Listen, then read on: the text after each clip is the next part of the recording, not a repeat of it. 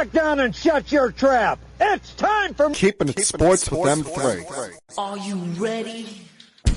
Are you ready? Well, I'll need some beer. Are you ready? You have to ask me nicely. Come on now, don't be bashful. Are you ready? Are you ready for Place for the best sports talk and news surrounding each league. I can prove it with my usual flawless logic. Hey man, this time we're gonna do it my way. What's your name again? And now, here's your host, M3, Mike Rosansky. Coming to you from Freehold, New Jersey. It's time for Keeping It Sports with M3, normally powered by the Connecticut School of Broadcasting. Although it's become a little bit more of a regular thing here, folks, for me to be doing the podcast here from the dining room because of holidays or weather or whatnot. I am, of course, your host, Mike M3 Rosansky, coming to you here on this Tuesday, the 24th day of the month of February, a month that I'm sure all of us out there cannot wait for it to finally get done, especially if you live out here on the East Coast where, once again, what a surprise, it snowed. The winter that seems to never want to end. The hell that, what does he call himself, Punxsutawney Phil? We thought he was joking, saying 6 more weeks of winter. Nah, he's just not letting it go. And hey, depending on where you are, there's the potential for even more snow coming up this week. Oh, how much fun. Other than that, I hope you're all having a great day. I hope you're all off to a great start in your week, whatever it is you may be doing at this time. Yours truly, you notice I'm recording this podcast on a Tuesday rather than a Monday, because if I had been doing it yesterday, it would have been a little bit nasally sounding, as I've been dealing with a cold since Friday. But thankfully, I'm feeling a lot better today, and hopefully we'll get through this without too many sniffles or sneezes in this podcast, because there's a lot I want to get to today. Give you some thoughts on the Knicks coming out of the All-Star break and some interesting comments made by their leader, Jalen Brunson. Mixing some football as we're about to hit free agency, and one team that I'm going to be interested in following as we enter the NFL offseason, as well as a very surprising move that could be on the forefront for one of the most popular teams in the NFL.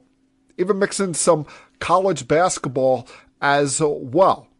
But where we have to start today, the sports world at times can be so divisive, like almost anything in life. Everyone has different opinions, everyone has different views, everyone has different interests. But every 4 years in the wintertime and every 4 years in the summertime, there is one event that brings us all together, and that's the Olympics.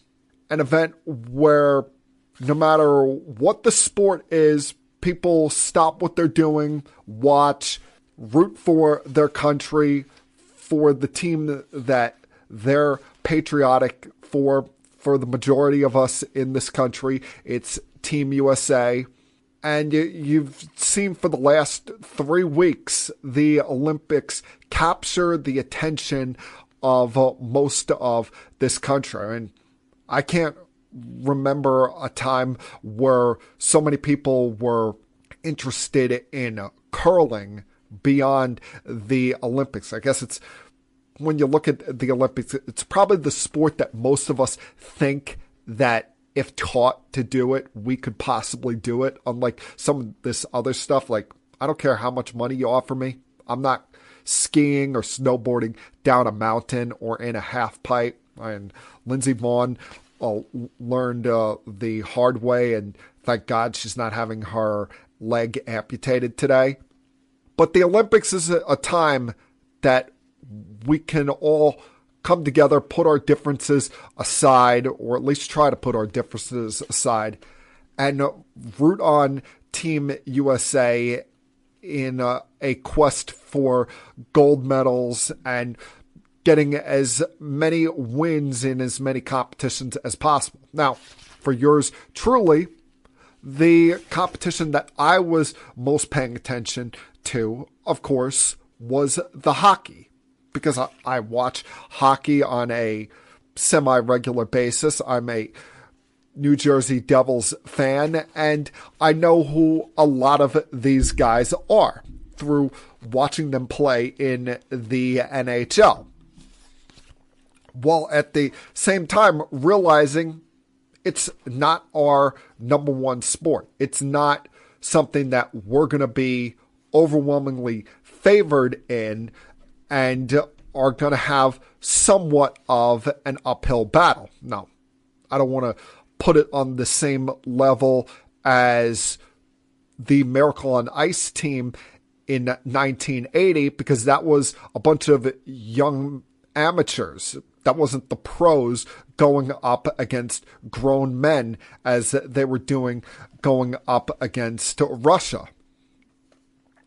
But this past week was phenomenal to watch as we saw Team USA, both the women's and the men's, come away with Olympic gold in the hockey tournament, and doing so in beating Team Canada in both cases in overtime games. And the women's accomplishment is going to get overshadowed because of the fact that women's professional hockey is not really a big deal in this country. I'm not even sure if we have a women's professional hockey league. But for them, they've been more accomplished than the men's hockey team. They've won 3 Olympic gold medals in the time that the last time the men's team has won one. And they've medaled in every Olympics since they started competing in the late 90s, and deserve a lot of respect, deserve a lot of appreciation, despite what some people out there may say. But then you cut to Sunday morning, and I, like most people out there, got up early to watch Team USA play Team Canada. And what a fantastic game this was. What an awesome atmosphere this was in a building that clearly was overwhelming in its support for Team Canada. That early in the morning U.S. time, middle of the afternoon over there in Italy. And for Team USA to come away with the victory. And there are so many heroes that you're going to look at forever with this and appreciate, and no matter what they do throughout the remainder of their respective NHL careers, they're going to always be remembered for this game, for this moment. Of course, the guy that everyone's going to be looking at first is New Jersey Devils center Jack Hughes, who scored the game-winning goal in overtime, or as Kenny Albert referred to it, and Kenny Albert and Eddie Olchuk did a great job calling these Olympics. But as they referred to it as the golden goal, less than 2 minutes into the overtime period. And you think about what Jack overcame in this.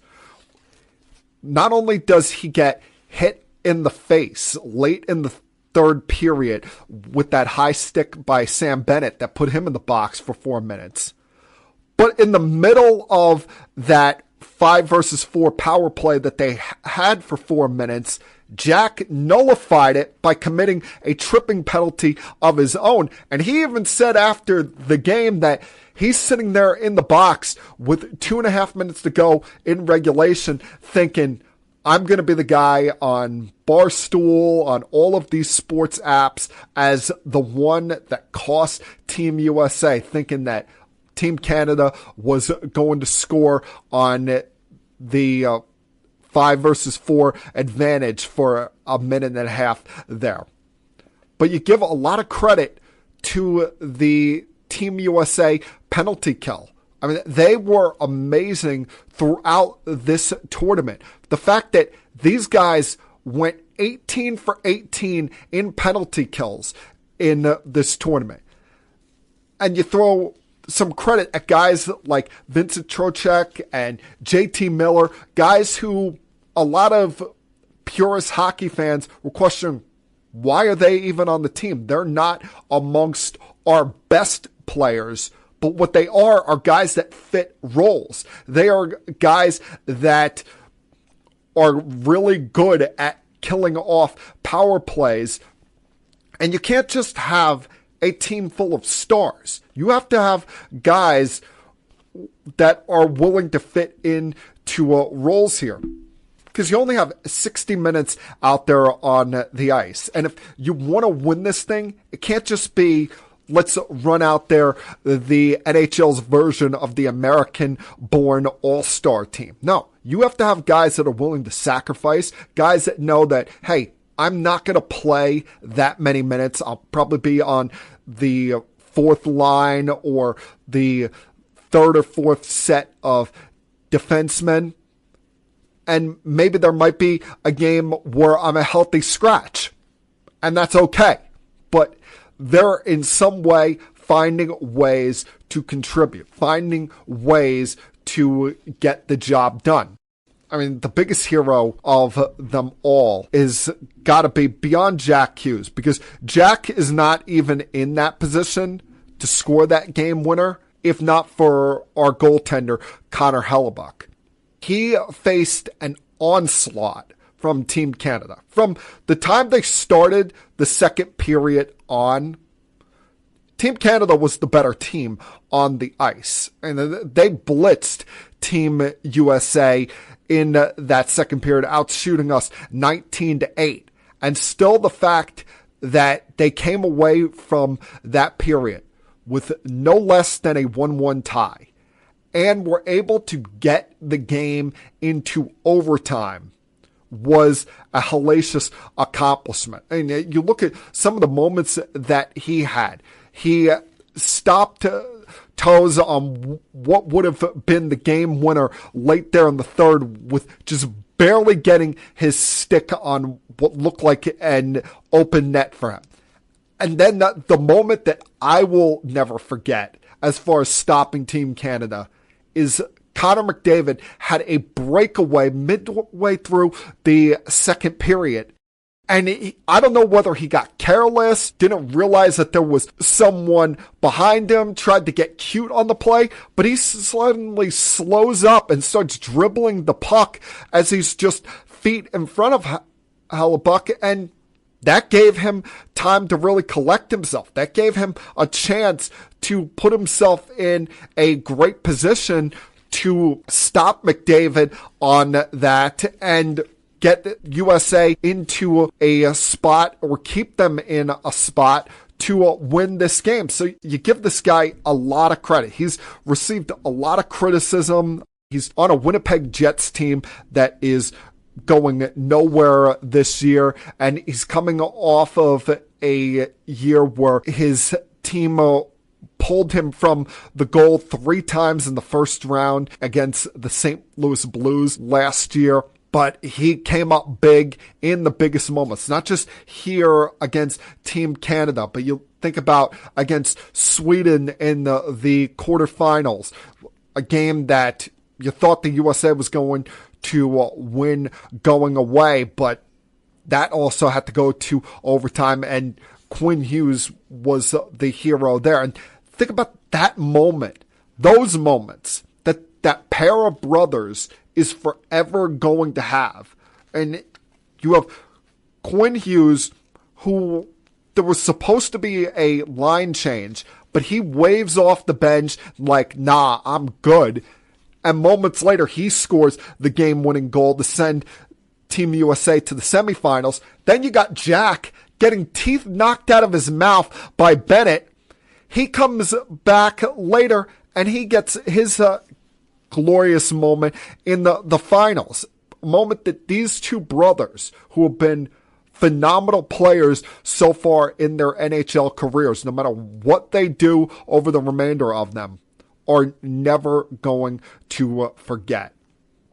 And this is a moment that we as Americans can look at Team Canada, a country that, listen, this is, for them, this is as patriotic to them as the National Football League is to us. This is their sport. And for USA, for the first time in 46 years, to win Olympic gold on the 46-year anniversary of the Miracle on Ice team defeating Russia in the semifinals, with members of that team in the crowd, including Brock Nelson's uncle, is something that will be able to hold over them forever.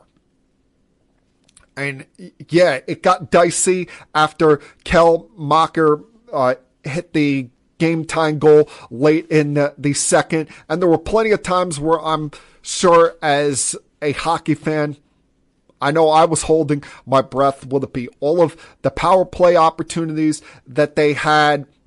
Nathan McKinnon missing a wide open net in the third period, or even the most nervous I was when Team USA was backed into a corner with Canada having a 5-versus-3 power play attempt in the second period and still did not come away with a goal there.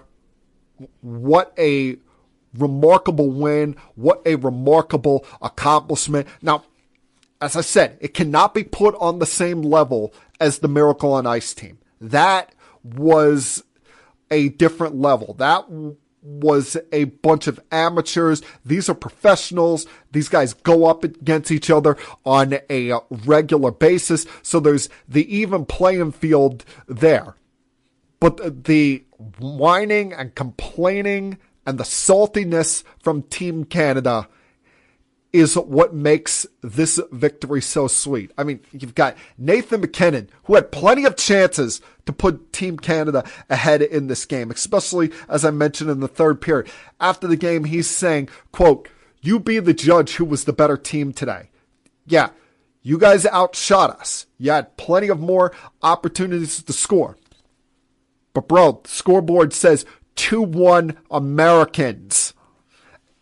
And after the game, John Cooper, their head coach, complaining about the overtime rules, saying you take 4 players off the ice, now hockey's not hockey anymore. Bro, shut up. Come on. It's not like we went out there and played 5-versus-3 against you guys. Would you have been saying that if you had won in overtime? I mean, hell, let's face it. You're lucky to even be here. You were losing to Finland in the third period of the semifinals. So you had to scratch and claw to get here, and were very fortunate to even get to overtime with the USA, especially with how shut down Connor Hellebuyck was. But of all of them, this loss, it's got to be rough for Canada today, but this loss has got to be extremely rough for Connor McDavid, who's widely regarded as the best player in the world. But you think about what has happened with him recently. Yeah, he had the game winner in the Four Nations tournament that they had last year rather than having an all-star break. And that kind of set the scene for what we saw here with the Olympics. But he's lost back-to-back Stanley Cup finals and now losing in the Olympic gold medal game. And you look at those Canadian players, they look like they wanted to be anywhere but on that ice. They look like they let their country down when they were accepting those silver medals. But, oh, how sweet it was. How sweet it was. And you're seeing saltiness from the Canadian fans saying, oh, I'd rather be a Canadian today. rather have that silver medal. Like, no, you don't. You're just mad that your team lost. You're just mad that your country has not won a Stanley Cup since the Montreal Canadiens in 1993. So the saltiness, you guys can continue to cry up there. We'll continue to celebrate and enjoy this remarkable accomplishment by our country's team down here.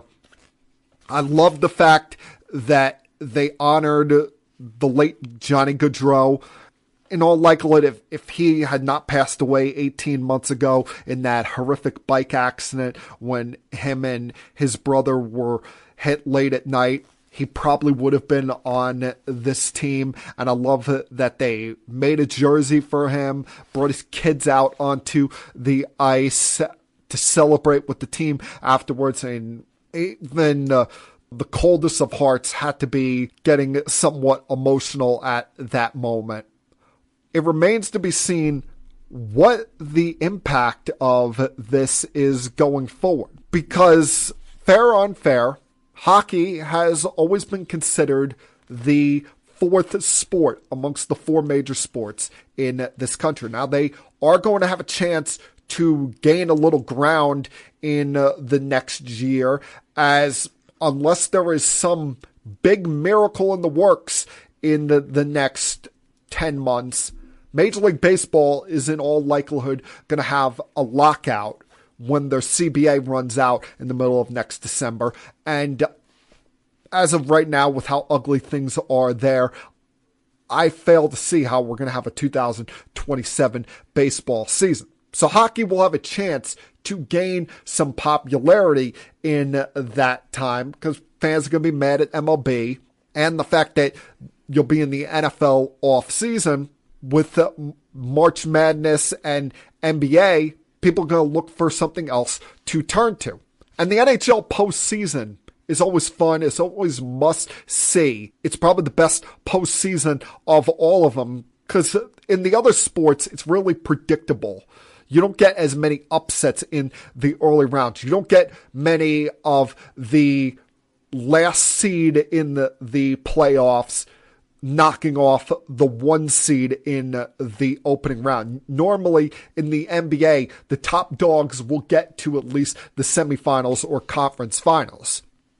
But we see upsets all the time in the NHL postseason. Remember a couple of years ago when Boston had that remarkable regular season where the one seed but blew a late lead in Game 7 and the Panthers went as an 8 seed on a deep run in the playoffs.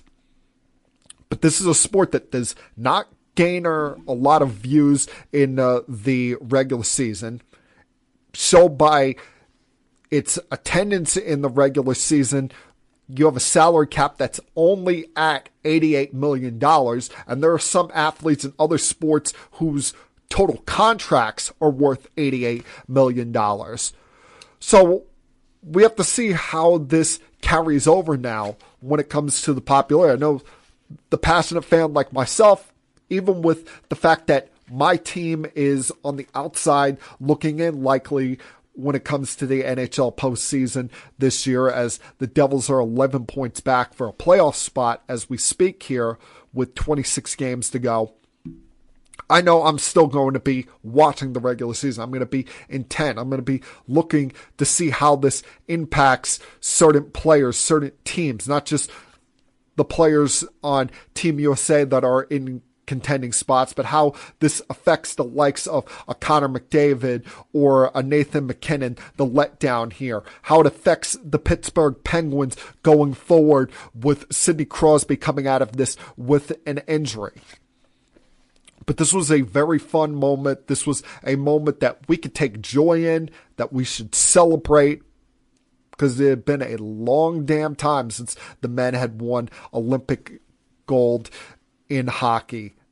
And it's not every day that we can hang that one over our neighbors to the north.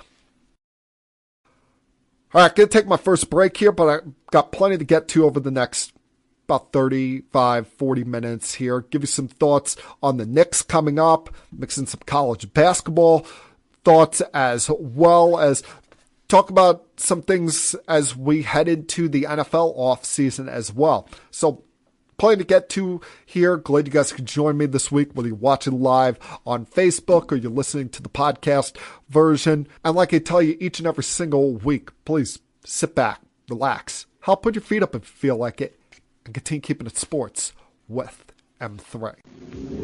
I'll be back.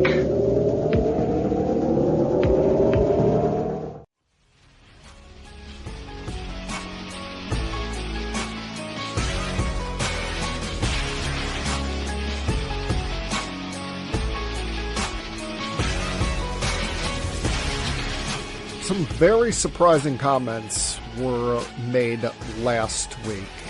This was not what I thought would be a topic of conversation coming into this week. I figured when it came to the Knicks, all the talk was going to be about what I thought was a very important series of games coming out of the All-Star break.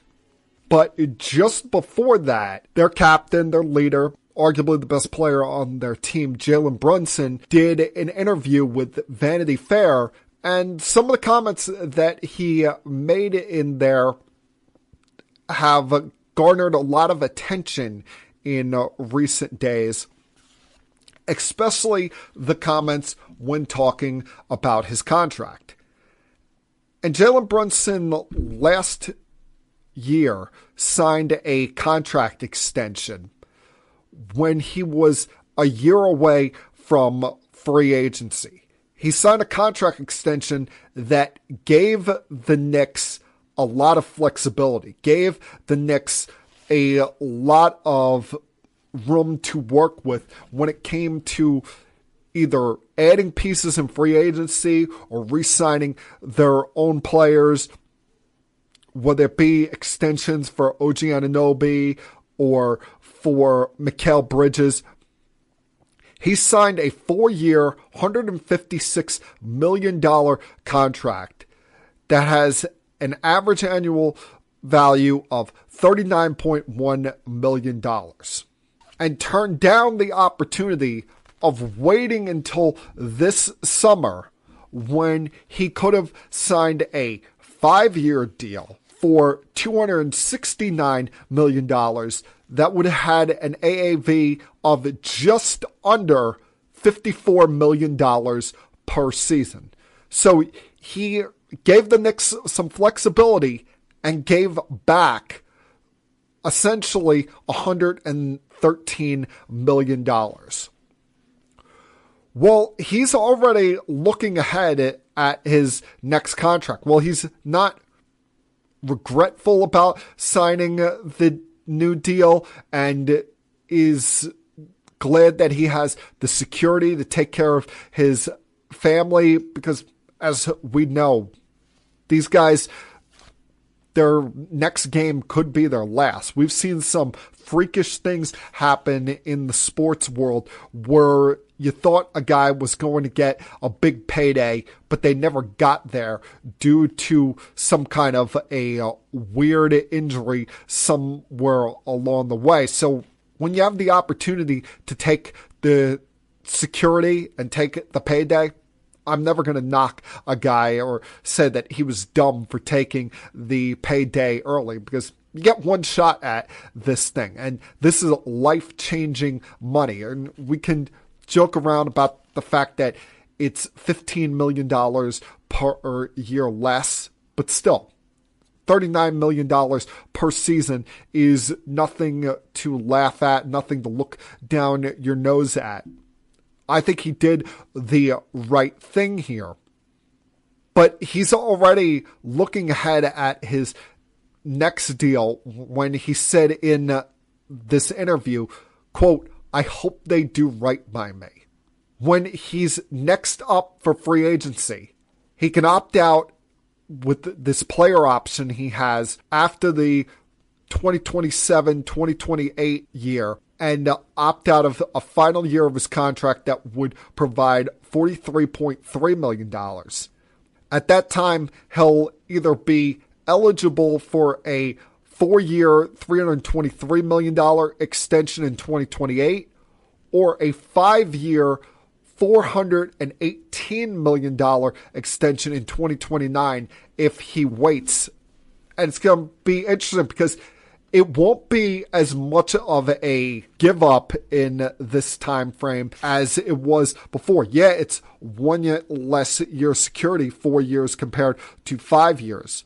But the AAVs you look at for those respective deals, the 4-year deal would carry a $80.7 million AAV, while the 5-year deal would carry a $83.6 million AAV. And listen, he's beloved in New York by Knicks fans, loved by that organization. I mean, he was the focal point of this turnaround for this organization. That's why even before he got here, they hired his dad as part of the coaching staff, and he's lasted through multiple regimes. But I don't think this is exactly what Knicks fans want to have on their minds right now. Yeah, they're glad that he has huge aspirations, but they want his aspirations to be more so slanted toward this team, toward what's going on this given season, as the Knicks are in the midst of an important stretch here. We're entering the final third of their season. They've got now 24 games remaining on the season. They're 37-21, a game behind the Boston Celtics for second, but 2 back in the loss column. A game up on the Cavaliers for fourth, who they will play tonight, and only a game and a half ahead of the Raptors, who are in fifth place in the Eastern Conference. So it's a tight race there between 2 and 5 in the East, while everyone is looking up at that 1 seed, the team with the best record in the Eastern Conference and the best record in the NBA, and the team that has continuously been the outright nightmare of the New York Knicks this season, the Detroit Pistons, who now, after last Thursday, have kicked the Knicks' ass not once, not twice, but all 3 times that they have played them this year, including most recently coming into Madison Square Garden last Thursday night after the All-Star break and beating down on the Knicks. Kate Cunningham, who's become one of the fast rising stars in this sport and probably in most people's mind a top 5 MVP candidate this season, put on a spectacular show, putting up 42 points, doing whatever the hell he wanted to this Knicks team, who had no answers against him. And what's most disappointing and most disheartening if you're a Knicks fan watching this performance, you know that Kate Cunningham is going to get his. But you also know that this was a short-handed Detroit Pistons team.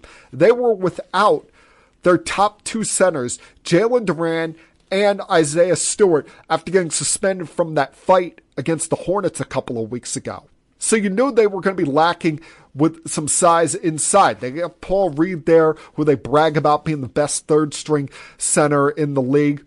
But he's not a guy that gets a lot of run, gets a lot of minutes. And outside of him are kind of a smallish team. So how is it you're not running double teams at Cunningham, trying to make him work for every shot attempt, every one of those points? I mean, it seemed like it was 42 effortless points against the Knicks last Thursday, especially on a night where you're so awful from behind three-point land.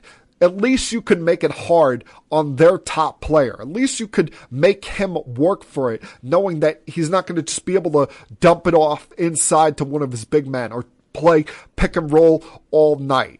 Between that, how bad you were from behind 3, and the constant runs that this Pistons team was going on. Will it be that 21-8 run they went on in the first half to take a 10-point lead into the locker room?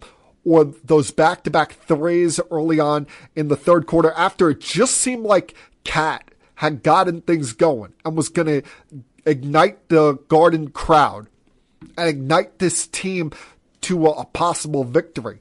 Duncan Robinson shot the lights out and helped build a lead for the Pistons that was too insurmountable for the Knicks to come back from. And they have now, with winning these 3 games, put this storyline, put this narrative out there about their dominance over the Knicks. And listen, I understand that this same kind of thing happened with the Knicks last year when it came to the Celtics. And no one expected the Knicks to beat the Celtics in the second round last year.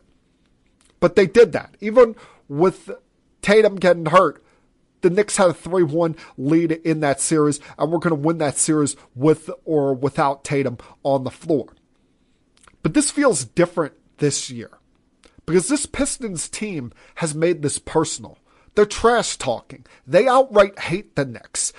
They see that Knick uniform come on the floor, whether it's in Detroit or in NYC, and they're like, yeah, we're handing you your asses. We remember last year. We're not going to forget that anytime soon. They are savoring the thought of potentially playing this Knicks team again in the postseason. And with that kind of dominant mindset that they have now over the Knicks, you want to avoid facing them until the conference finals at the latest. You don't want to have to face them in the second round. You want to have the possibility out there that maybe someone else can get the job done for you before you have to see them. Whether that be the Cavaliers or that be the Boston Celtics. Although I don't think they're going to slide down to 4th if you believe the rumblings that Jason Tatum may be back here at some point in the month of March or some point before we get to the postseason.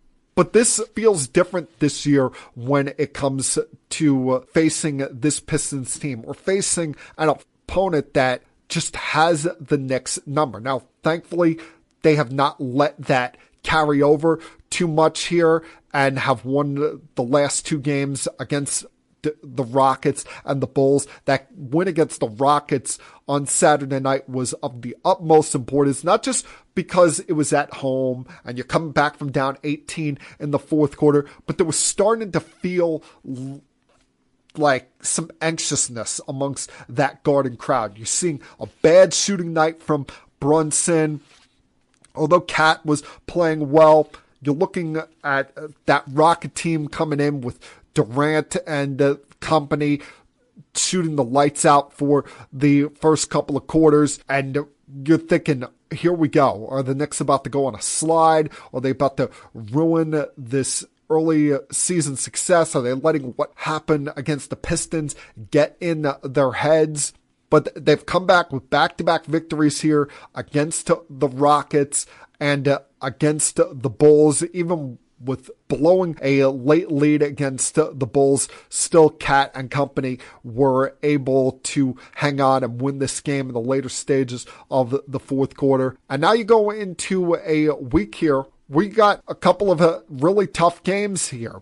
You're going to be playing the Cavs tonight on Peacock, before you come home and play the Spurs on Sunday, and sandwiched in between there is a meeting against the Bucks, who will likely still be without Giannis Antetokounmpo.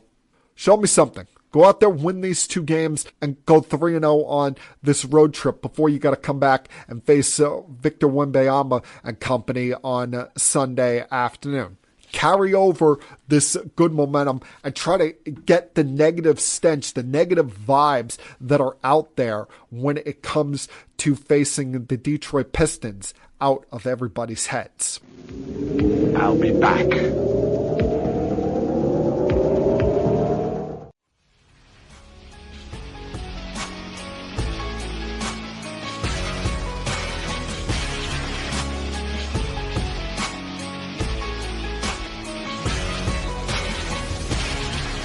While I do like the fact that the NBA is taking these serious measures toward counteracting tanking in the league.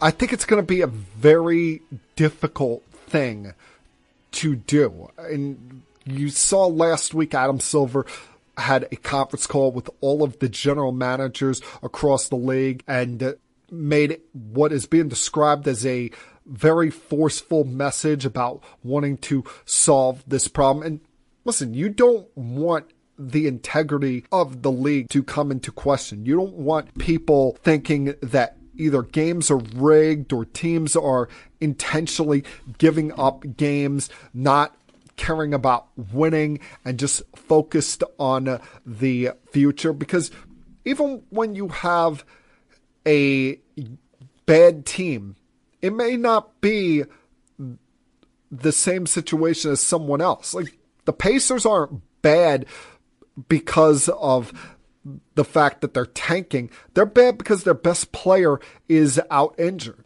And that's probably zapped some of the momentum from someone like Pascal Siakam.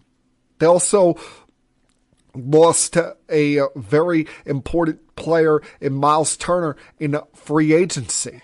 So they are going to be not up to the standards of what they were last year. You look at the Utah Jazz. They have countless players out for the season with injuries, although in the weeks leading up to those guys going down for the year, you could question whether they were intentionally trying to lose. A team like my team, the Brooklyn Nets, they're just bad. All right, they have no one on that team that is likely going to be there when they get good, with the exception of possibly Noah Clowney. Some of these teams, they just can't help the situation that they're in. Now, in some cases, if you have a young team where you're intentionally holding guys out for jags late in these games and dropping games, I don't think it does the right message to their mentality, because you want them to have the opportunity to grow and learn.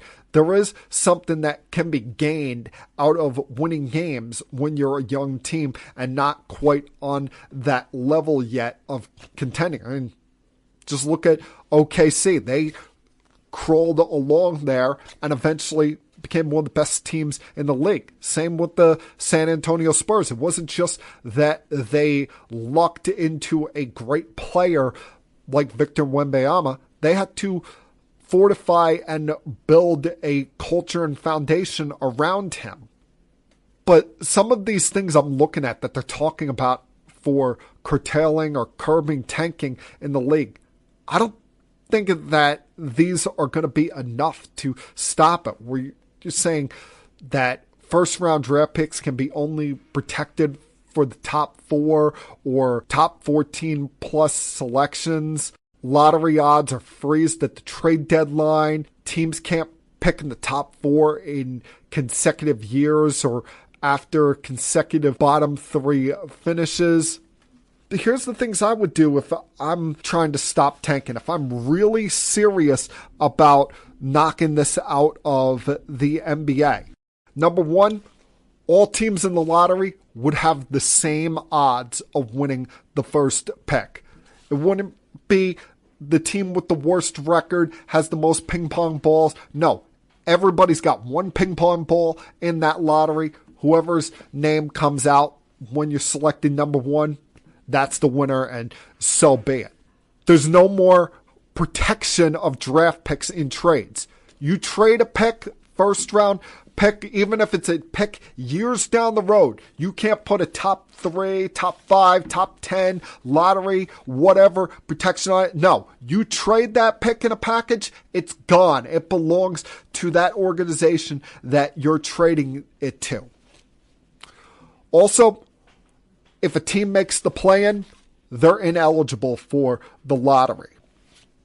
I don't want to hear this nonsense that the team that lost the 9-10 matchup or the team that lost the 8-9 matchup has their name thrown in the lottery bin. No. You make that, you're playing games beyond the 82-game regular season schedule, you're out of the lottery. And furthermore, you can't pick in the top 5 in consecutive years. Done. If you're picking in the top 5 one year, the next year, automatically, your name, you'll be amongst those teams considered not in the postseason if you're there again next year, but you're picking last amongst those lottery teams. That's how you stop this thing. That's how you stop teams trying to pile up on this kind of stuff. At least, in my view, I know it's not perfect, but at least you're trying something. But even more so than tanking, I talked about this last week. I think the bigger problem in the NBA is the load management nonsense that goes on with all of these healthy scratches, with these stars that are not playing in games because, they have a slightly soreness or some kind of nonsense like that. Or, they're playing 3 games in a 4-day span and they want to take off from a back-to-back, even though they may be perfectly healthy. They have their medical team come up with some kind of crap there. And it is awful for the fans there because that may be their one and only time of seeing that player that given year.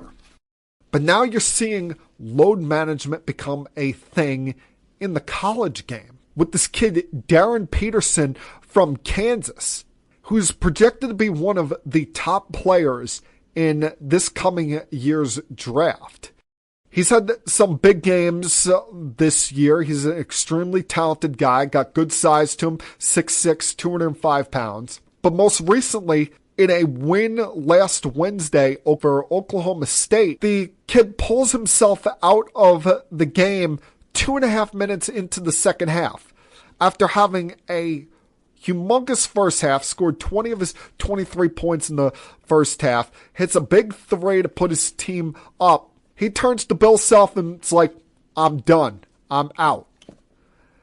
And even Bill Self is looking like, huh? After the game, he's like, yeah, this is concerning. I thought we were past it, but obviously we're not.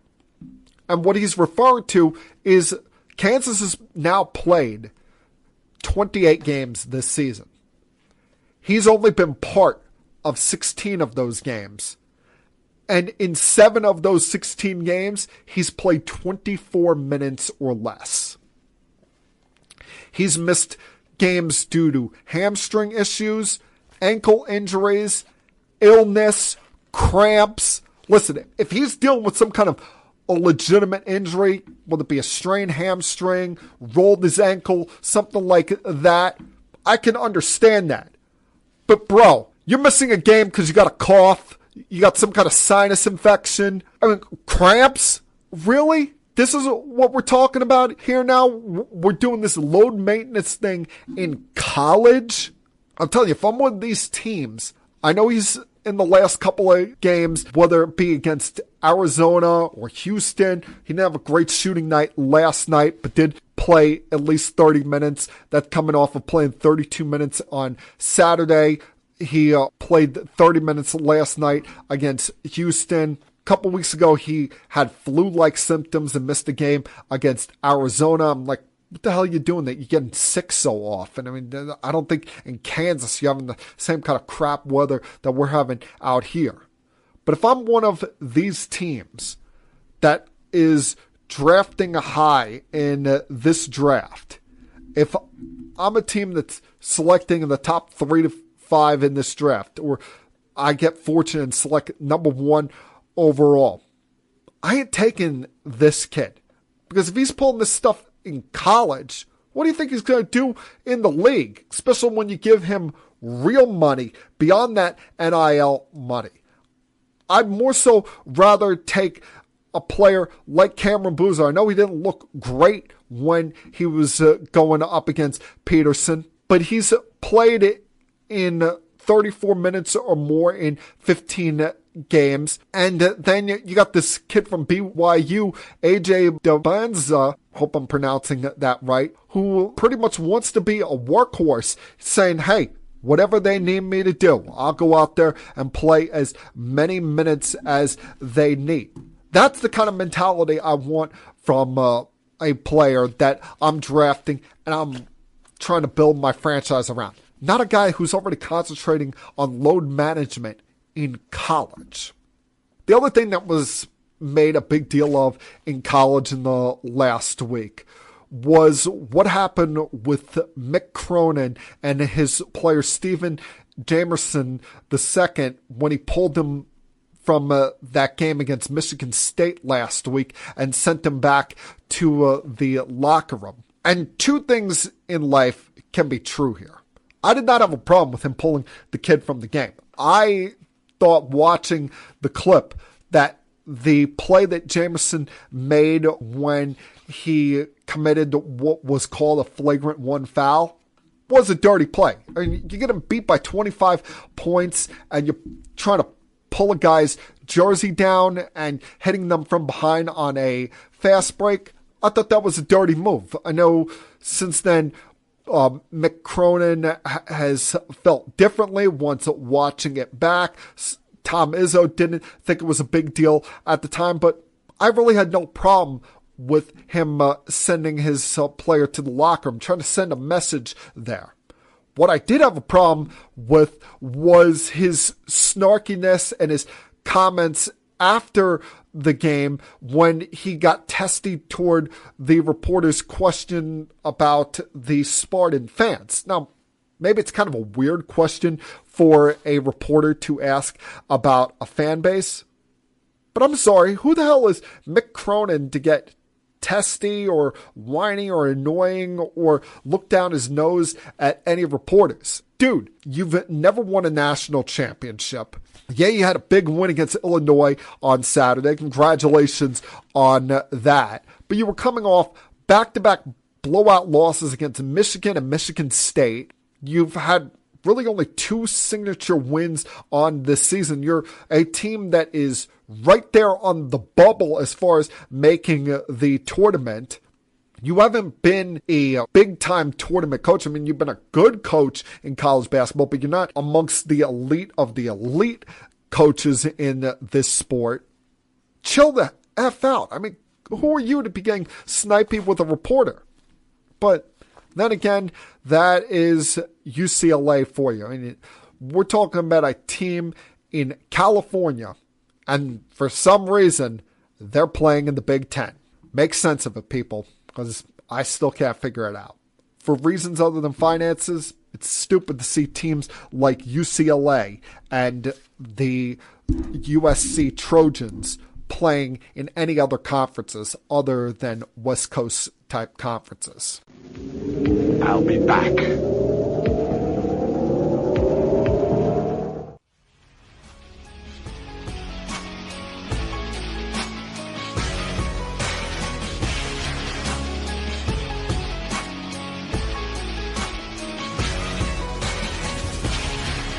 There aren't too many times where I look at something at the surface in the sports world and be like, hard pass, no way, I'm good.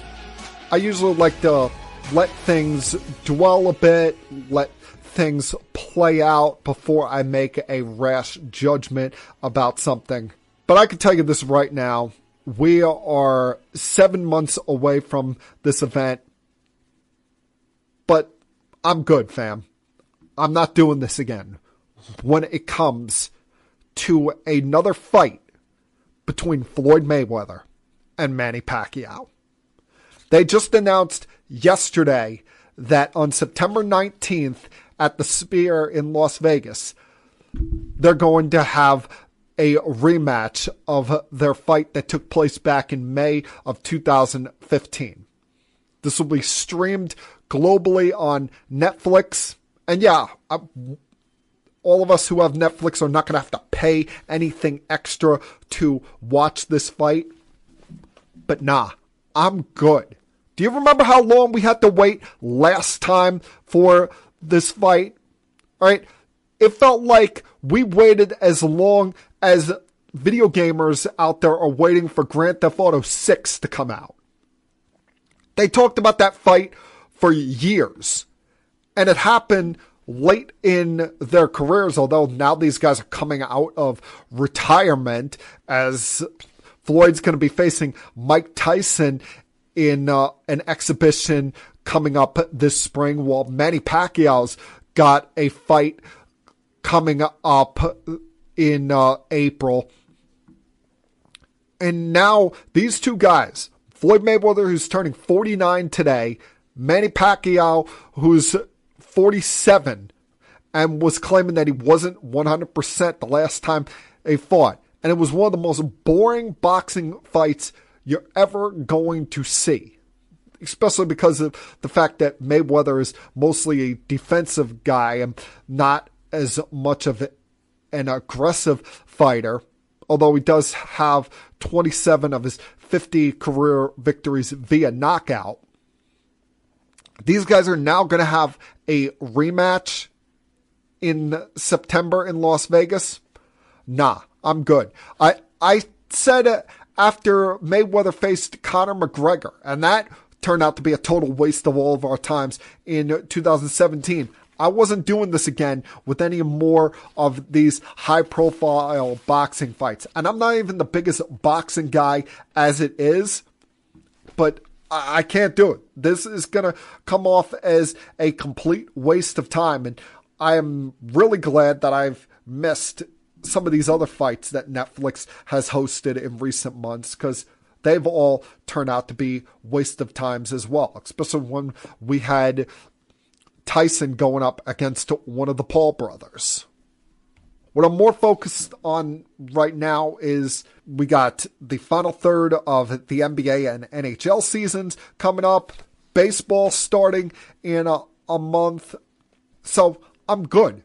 I'll be more concerned on whether or not the Chicago Bears are going to have a new stadium in the state of Illinois or in Indiana, which, if you're a Bear fan right now, yeah, you're probably annoyed with your ownership, the fact that they couldn't come to an agreement with the city of Chicago to keep a stadium within the state lines of Illinois. But hey, I give the government officials of the Windy City and the public their credit.